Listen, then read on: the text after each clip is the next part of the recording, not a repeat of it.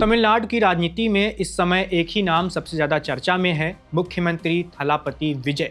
सत्ता संभालने के बाद विजय सिर्फ सरकार चलाते हुए ही नहीं दिख रहे, बल्कि धीरे धीरे अपना राजनीतिक किला भी मजबूत कर रहे हैं। जिस तरह एक एक कदम रखकर संगठन और संख्या बढ़ाने की रणनीति बनाई जा रही है, उसे देखकर राजनीतिक गलियारों में एक नई चर्चा शुरू हो गई है।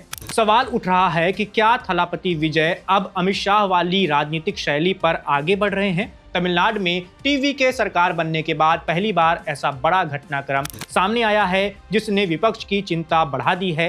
एआईएडीएमके के 3 विधायकों ने पार्टी छोड़कर विजय की टीवीके का दामन थाम लिया है। इसके बाद राज्य की राजनीति में हलचल और तेज हो गई है।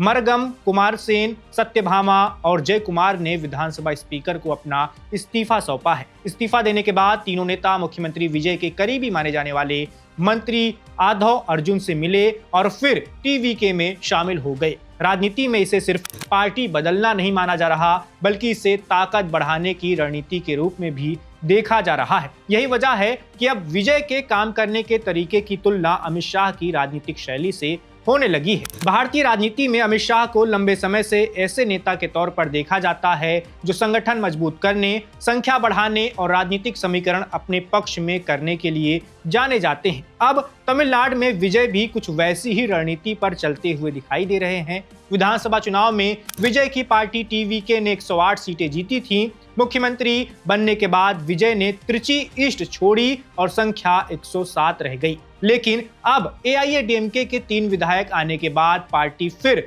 मजबूती की तरफ बढ़ती हुई दिख रही है।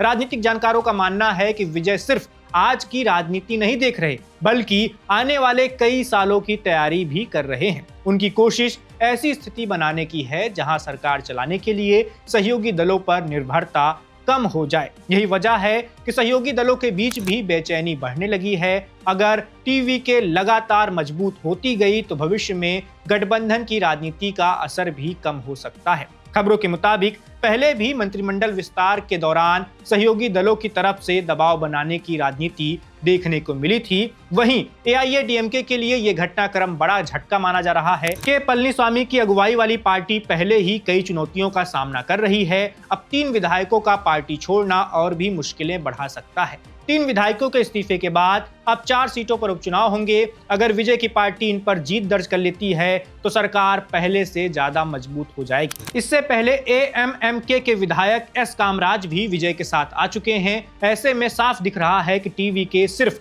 सरकार चलाने में नहीं लगी, बल्कि धीरे धीरे अपनी राजनीतिक आधार, अपनी राजनीतिक ताकत को और बड़ा करने की तैयारी में लगी हुई है। तमिलनाडु की राजनीति अब नए दौर में प्रवेश कर रही है और इस दौर के केंद्र में है थलापति विजय।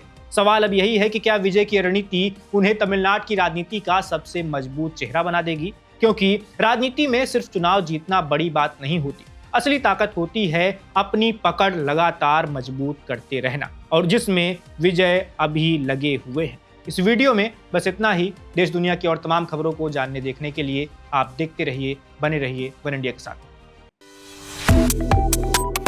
Subscribe to One India and never miss an update. Download the One India app now.